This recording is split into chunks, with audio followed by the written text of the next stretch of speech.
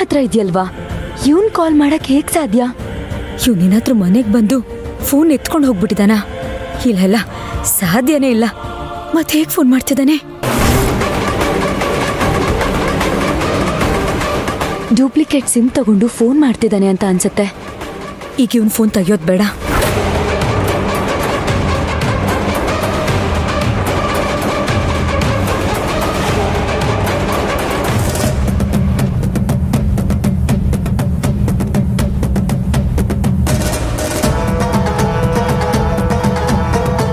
Rajesh sir, ಇದನ್ನ IT ಸೆಲ್ಗೆ ಕೊಟ್ಟು ಇದ್ರಾಗಿರೋ ಡಾಟಾನ ಎಲ್ಲ ರಿಟ್ರೀವ್ ಮಾಡಿಸ್ರಿ. Okay sir.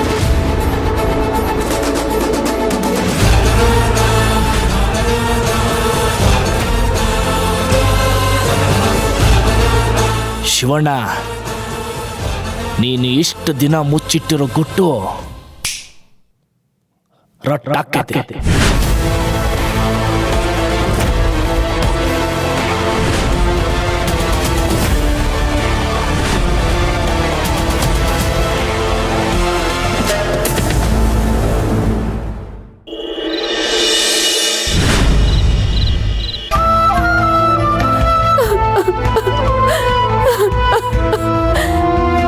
ನಮ್ಮ ಅಣ್ಣನ ಮನೆಗೆ ಏನ್ ಕೇಡ್ಗಾಲ ಬಂದಿದ್ಯೋ ಏನೋ ಗೊತ್ತಿಲ್ಲ.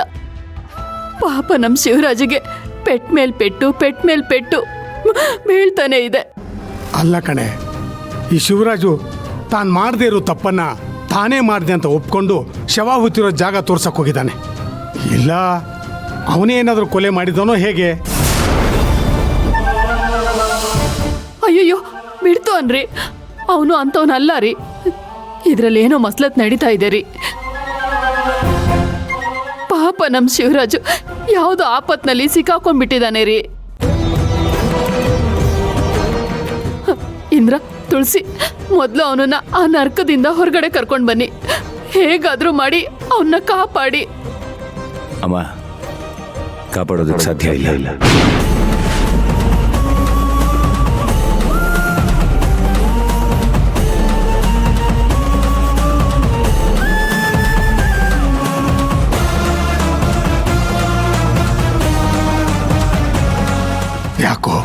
ಯಾಕೋ ಸಾಧ್ಯ ಇಲ್ಲ?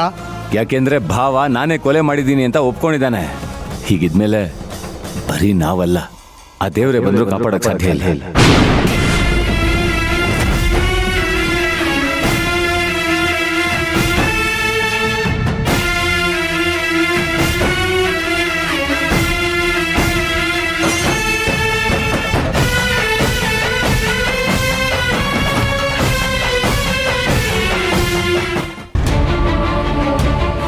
ನನ್ಗದೆಲ್ಲ ಗೊತ್ತಿಲ್ಲ.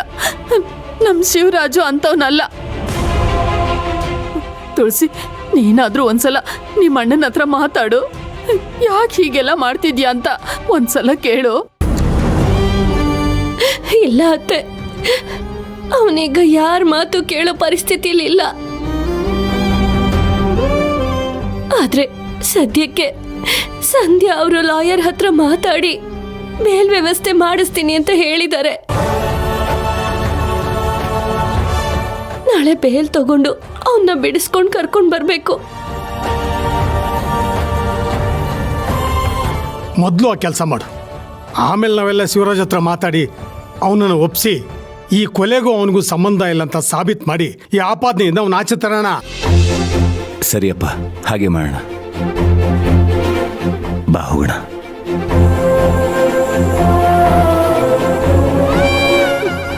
ಅಯ್ಯೋ ದೇವ್ರೆ, ಯಾಕಪ್ಪ ಹೀಗ್ ಮಾಡ್ತಾ ಇದ್ಯಾ? ನಮಗ್ ಕಷ್ಟ ಕೊಡೋದು ಅಂದ್ರೆ ನಿನ್ಗ ಅಷ್ಟೊಂದ್ ಪ್ರೀತಿನಾ? ನಿನಗ ಅಷ್ಟೊಂದ್ ನಮ್ಮೇಲ್ ಪ್ರೀತಿ ಇದ್ರೆ ಒಂದೇ ಸಲ ನಮ್ಮನ್ನೆಲ್ಲ ನಿಮ್ ಪಾದಕ್ಕೆ ಸೇರಿಸ್ಕೊಂಡ್ಬಿಡು. ಅದನ್ ಬಿಟ್ಟು ನಾವು ಬದುಕಿರುವಾಗ್ಲೇ ನಮ್ಗೆ ಯಾಕೆ ಈ ನರ್ಕ ತೋರಿಸ್ತಾ ಇದ್ಯಾ? ಸಾವಿತ್ರಿ, ಸಮಾಧಾನ ಮಾಡ್ಕೊ. ನಾಳೆ ಬಿಡಿಸ್ಕೊಂಡ್ಬರ್ತೀವಿ ಅಂತ ಹೇಳಿದಾರಲ್ಲ, ಮೊದಲು ಶಿವರಾಜ್ ಆಚೆ ಬರಲಿ, ಆಮೇಲೆ ಅವರಿಬ್ಬರನ್ನ ಒಂದು ಮಾಡೋದ್ರ ಬಗ್ಗೆ ಯೋಚನೆ ಮಾಡಿದ್ರಾಯ್ತು. ಸರಿ, ಎದ್ದೇಳು ಮೇಲೆ ನಡಿ.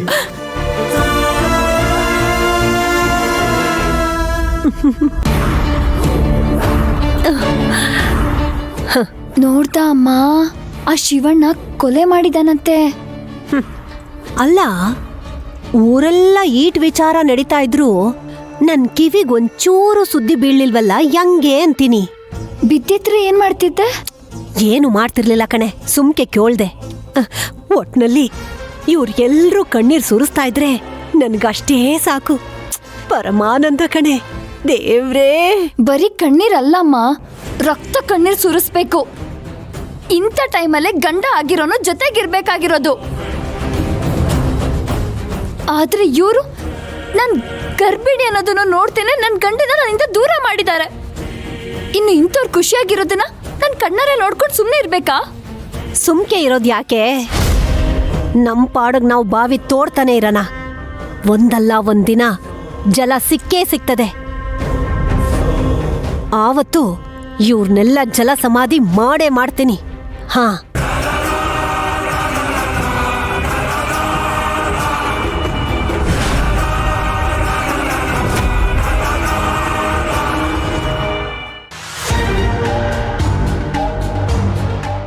ದ್ರೋಣ, ತಗೊಳಪ್ಪ ಹಾಲು ಕುಡಿ.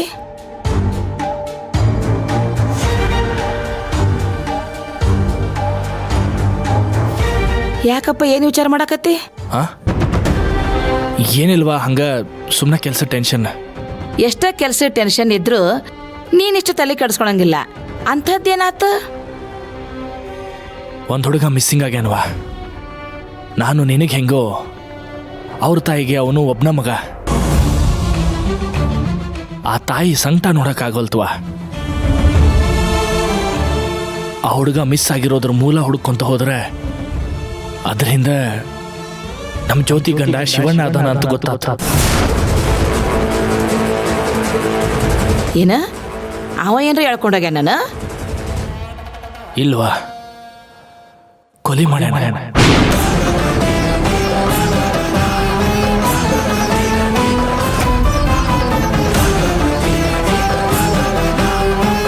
ಏನ ಕೊಲೆ ಮಾಡ್ಯಾನ?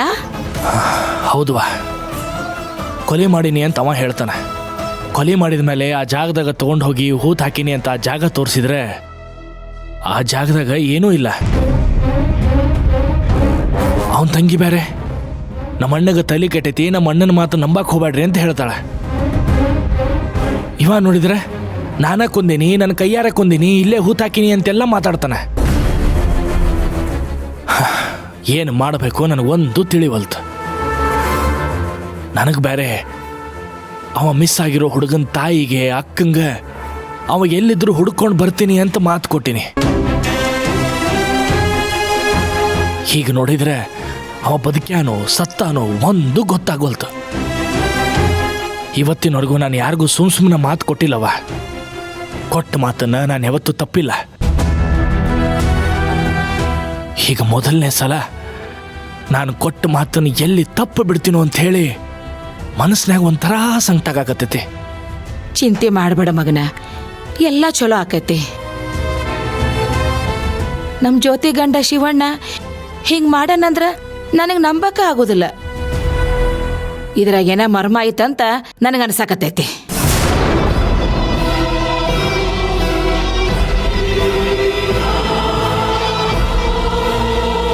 ಪ್ರತ್ಯಕ್ಷ ಕಂಡ್ರು ಪ್ರಮಾಣಿಸಿ ನೋಡ್ಬೇಕನ್ನುವಂಗ ಸಾವಕಾಶ ವಿಚಾರ ಮಾಡು. ಏನಾರ ದಾರಿ ಸಿಗ್ತೈತಿ.